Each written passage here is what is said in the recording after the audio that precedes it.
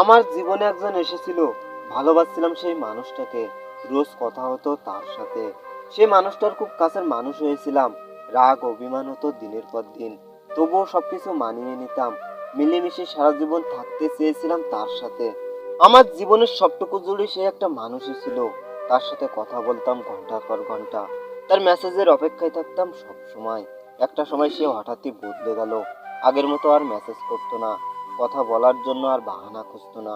আর ধীরে ধীরে আমার জীবন থেকে চলে যাওয়ার বাহানা খুঁজতে থাকে। সে মানুষটাকে ধরে রাখতে পারিনি আমার জীবনে। হাজারবার আকুতি মিনতি করেও পাইনি তাকে নিজের করে। এখনো তাকে মিস করি, খুব ভীষণভাবে মিস করি সেই বদলে যাওয়া মানুষটাকে। সেই মানুষটাকে যতবারই ভুলতে চেয়েছি, ততবারই চোখের প্রতিটা অশ্রু ঝরে পড়েছে মুহূর্তেই। হয়তো তাকে কখনোই নিজের করে পাবো না, কিন্তু তাকে আমার জীবন থেকে মুছে ফেলতেও পারবো না।